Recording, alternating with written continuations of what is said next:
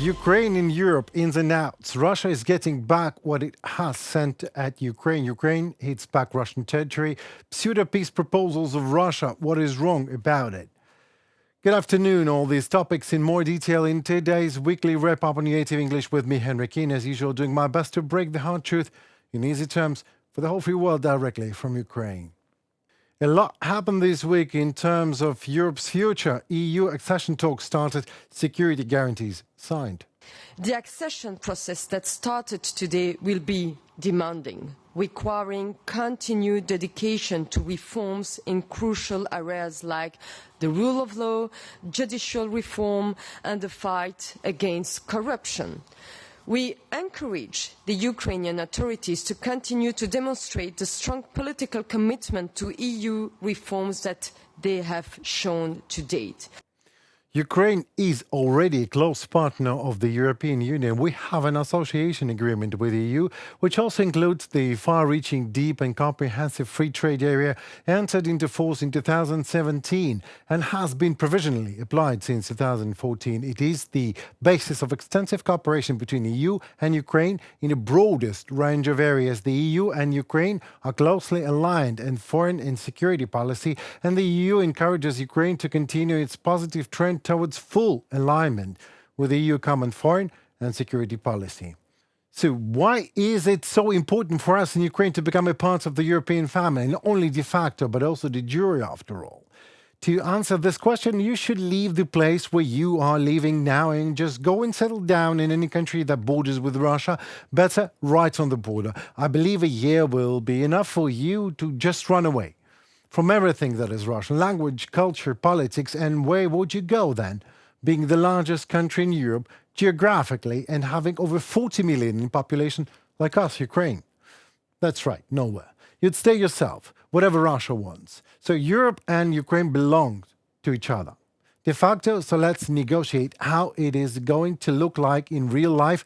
That is what all 35 steps of accession talks are all about. The EU approved a negotiation framework for Ukraine, and negotiations on our country's accession have already begun. Thank you very much for it. This is Europe's historic choice. Thank you again. And I'm convinced that every European nation that shares common European values should be part of the European family. This is true for Ukraine. This is true for Moldova, really for the peoples of the Balkans, I'm sure Georgia's moment will come.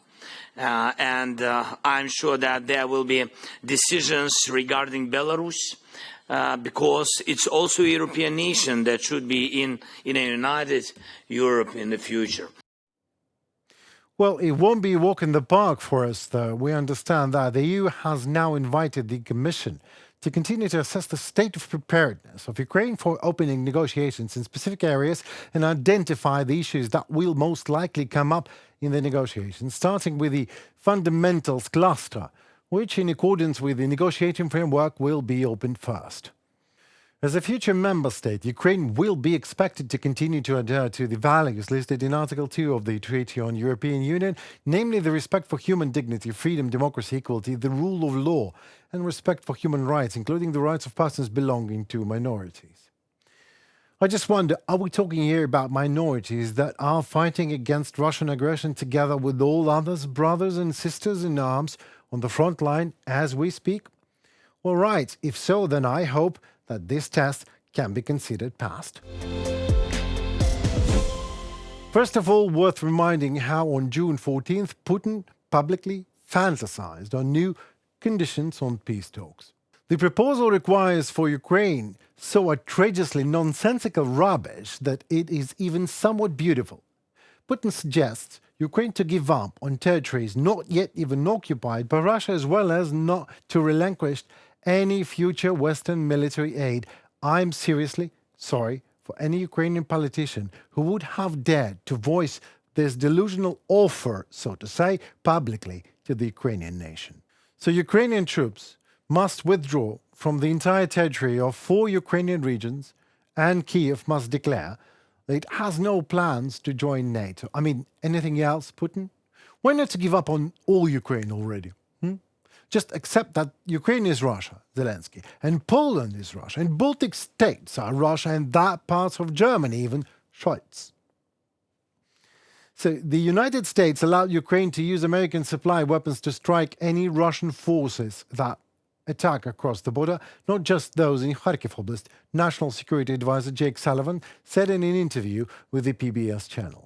That quiet shift in US messages came only weeks after the USA cautiously green-lighted Ukraine's use of its weapons to strike inside Russia. The policy was then limited to territories bordering Kharkiv Oblast. Now, however, agreement with Ukraine on shelling Russia with American weapons applies, I quote, to all places where Russian troops cross the border from the Russian side in an attempt to seize more Ukrainian territory, Sullivan said. Russia has made it clear in recent days that it may soon launch an offensive against Sumy. The policy will apply there as well as that happens. As usual with common sense, it is not so common for some even in the West, let alone Russia. These some are certainly Putin lovers, so they are going to hate what I'm going to say now. Ukraine will be hitting Russia back. Unintentional, unwanted collateral damage is possible. If ordinary Russian people do not want that, they need to make their Tsar move all of his troops out of Ukraine. As simple as that.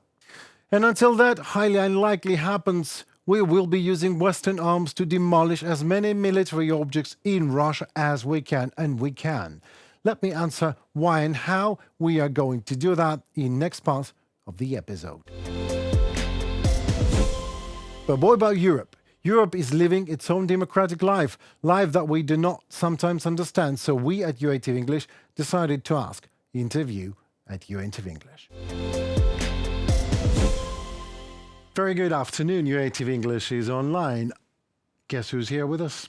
Nicilas Tenzer. I'm not sure that I'm rightfully say that, the surname. Non-resident senior fellow at the Center of European Policy Analysis and chairman of the Center for Studies and Research on Political Decision, author of Our War, Crime and Oblivion, to be translated in Ukrainian this fall, I hope. Mr. Tenzer, hello. Hi, hello. Nice to meet you. It is indeed nice to meet you. Are you in Paris now, right? Yes, absolutely. Very dangerous days because basically, you know, it seems that the far right could enter basically the National Assembly but wins a majority of seats. Right, it will be absolutely disastrous for France and for Ukraine, for Europe, for the world. Really disastrous for France and for the Europe and for the world. Yes, absolutely. Because, of course, you know, in terms of domestic policy, we will have certainly a huge breach of the rule of law. You will have all freedoms threatened. We will have domination of the far-right media. We will have also some threats on the independence of the judiciary. Well, everything that we already knew, you know, in some part of the world. And of course, we perfectly know as well that the National Rally, the far-right party in France, is causing up to Putin. You had many of his members being very favorable to Putin, and already they declare that they don't want to send to Ukraine the needed weapons to win. They have also the project, even if they try to hide it right now, to withdraw for the military alliance, it means NATO, the military command. They basically have a very critical view on the EU, and it means that all, I mean, the commitments that we've made before regarding the support to Ukraine and regarding the Euro-Atlantic integrations, and also a commitment for Europe, everything will be basically destroyed. So it will be a very bad news, I mean, both domestically and of course abroad, and very bad signal. And I think that basically France will become the sick man of Europe. Wow. Well, help me to understand. Did it came all of a sudden? I mean, no one in French politics. I'm sorry. My question is it's like, you know, everyone the whole world knows that France is very sensitive to the word freedom. And like the far rights are right now gaining more powers than they should be. This is what you're saying. How come? Well, basically, I mean, I still remember, I'm old enough to remember that the first time the far right entered the European Parliament was in 1984, so already 40 years ago. And since then, the far right had made substantial progresses through all governments. And of course, now you have a huge success for the far right, you know, in the European elections. They win more than 35% of the seats. They have the huge majority, you know, I mean, the French quota at the European Parliament.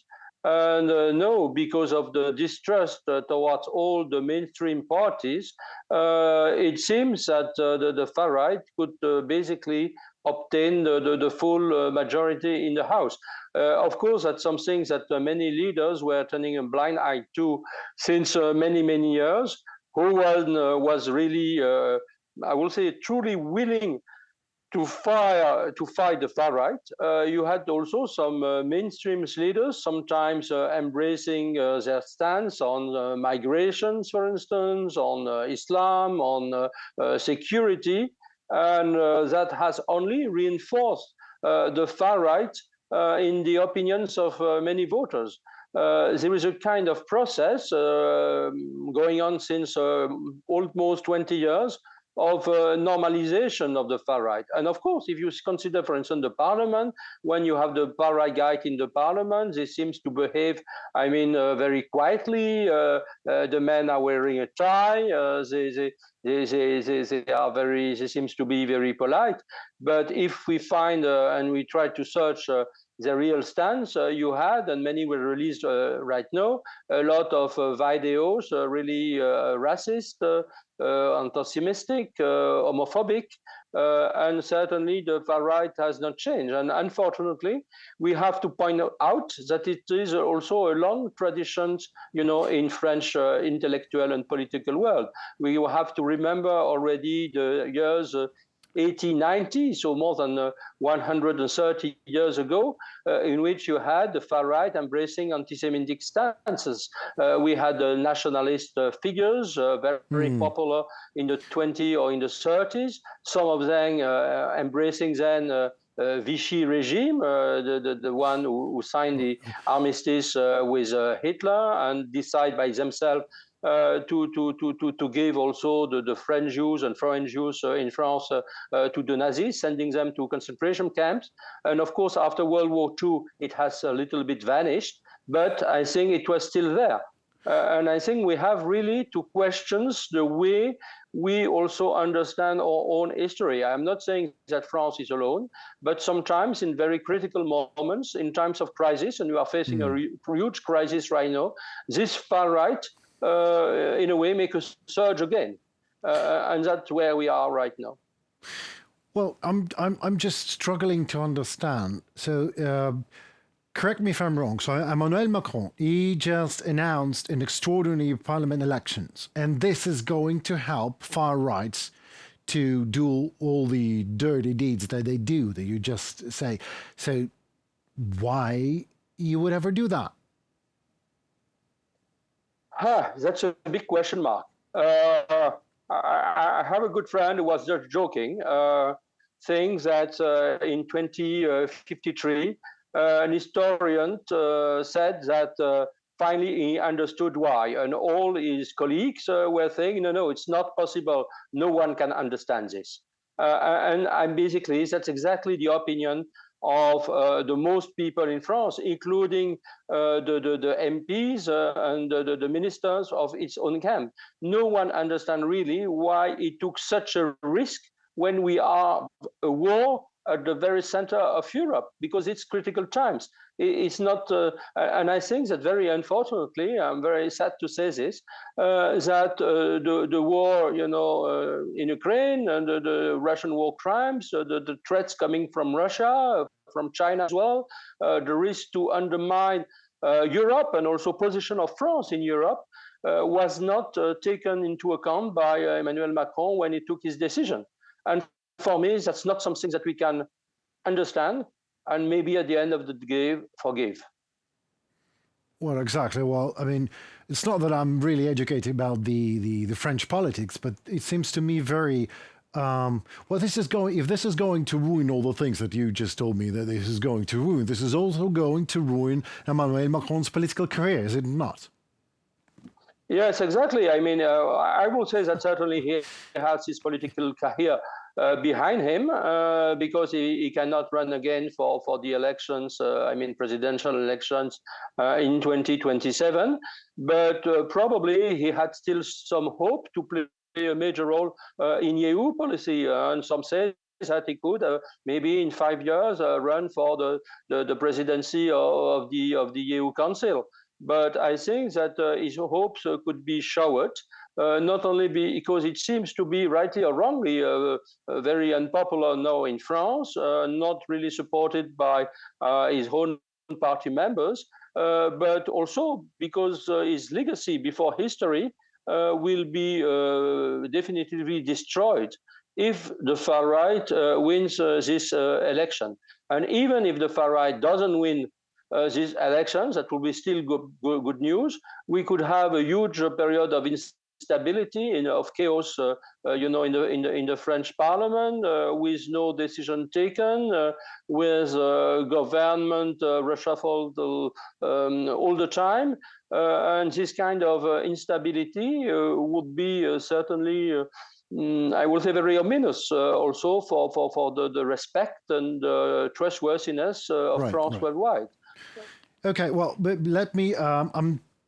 I've asked, so you educate me. Now I'm educated more or less of what's going on. I still have absolutely no understanding why Emmanuel Macron would ever do this.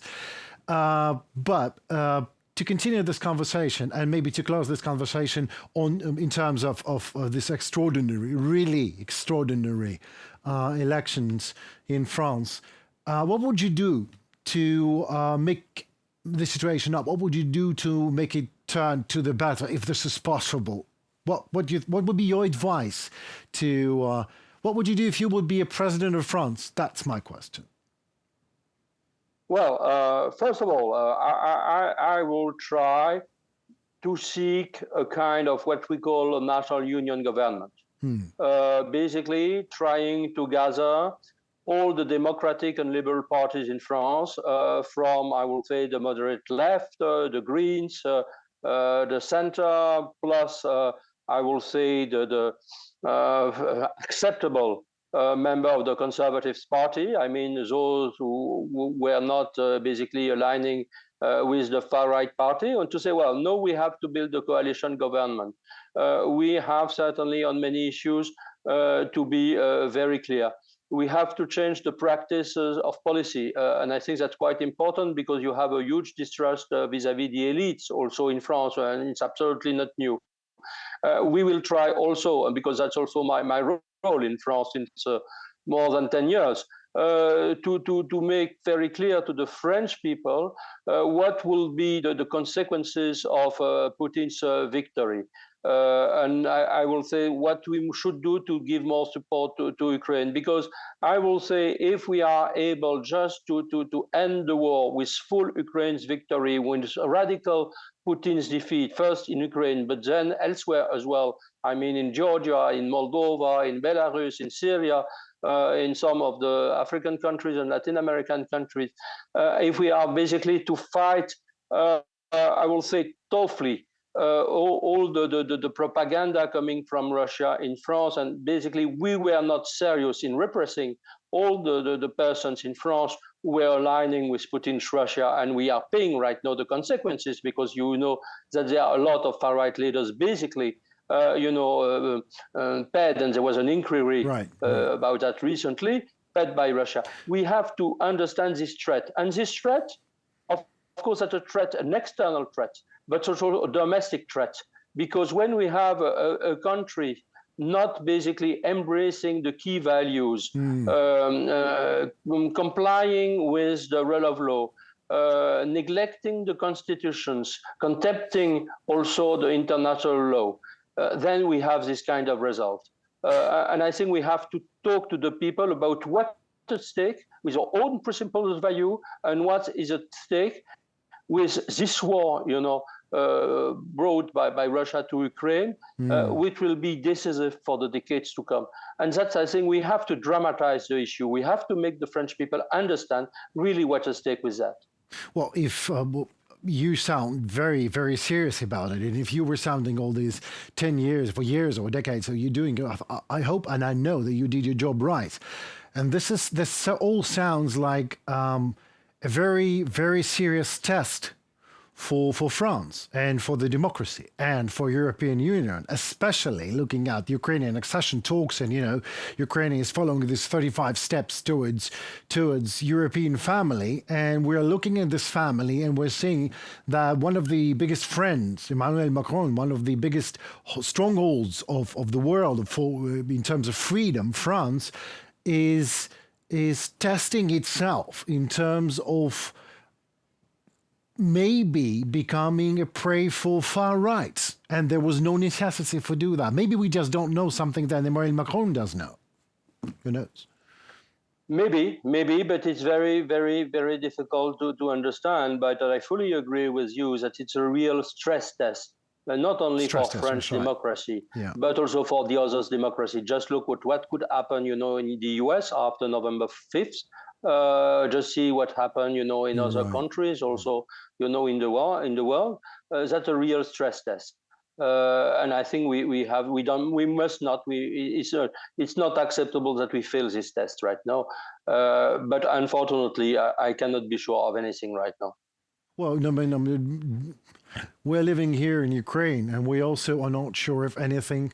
But what I know is, please do not take it as advice, but the biggest friend of Ukraine is Ukraine. And we are getting all the help that we can. And I'm sure that France will pass this test if politicians and political leaders and professionals in French politics are as educated and as experienced as you, Mr. Tenzer. So, and I would like to thank you so very much for your time and for your expertise. And we hope in Ukraine that this stress test will pass, and for good, for the democracy as a whole and for France in particular. So thank you very much for that.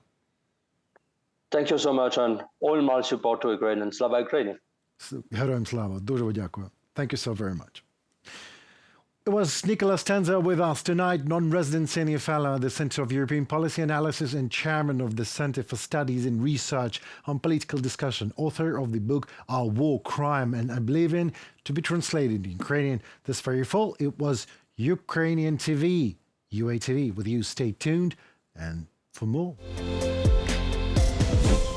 That was it for today and for the week. For the news and updates about Ukraine, better stay with Ukraine. Us UATV English going to break the hardest of truth in easiest of terms for you, no matter what. Please like, comment and subscribe. Your opinion and voice matters. It helps in turn Ukrainian voice to be heard globally. So stay safe, tune in for more and stand for Ukraine. Goodbye.